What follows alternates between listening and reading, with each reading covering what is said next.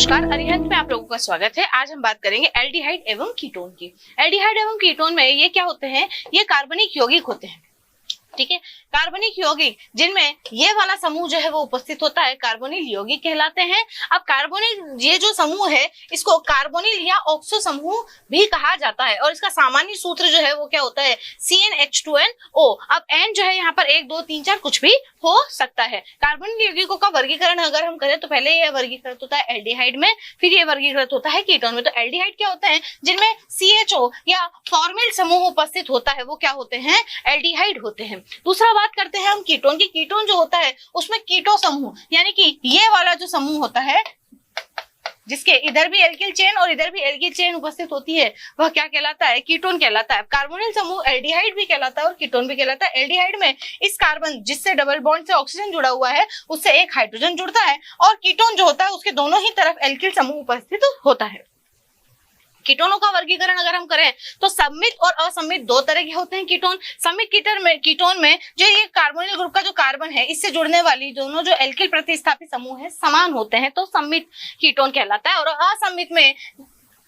असम्मित में दोनों ही समूह जो है वो भिन्न प्रकार के होते हैं, इसे मिश्रित कीटोन भी कहा जाता है। कार्बोनिल समूह की अगर संरचना की बात करें तो कार्बोनिल समूह की जो संरचना होती है उसमें कार्बन जो है वो डबल बॉन्ड से ऑक्सीजन से जुड़ा हुआ होता है और इनके बीच में जो बंध होता है वो कितना डिग्री का होता है? 120 डिग्री का कोण होता है तथा कार्बन परमाणु का जो संकरण पाया जाता है वो sp2 संकरण पाया जाता है। कार्बन जो है ऑक्सीजन के साथ में एक तो सिग्मा बंध तथा एक पाई बंध का निर्माण करता है और इनके बीच में क्योंकि ऑक्सीजन जो है वो अधिक विद्युत ऋणी होता है और कार्बन इससे कम विद्युत ऋणी होता है तो विद्युत ऋणात्मकता के अंतर की वजह से इनमें कुछ ना कुछ द्विध्रुव आघूर्ण उत्पन्न हो जाता है जिसका मान 2.3 से 2.8 डी तक होता है। एल्डिहाइड और कीटोन के अगर नामकरण की बात करें तो पहले हम बात करेंगे इस निरर्थक पद्धति है, इसे सामान्य नाम पद्धति भी कहते हैं।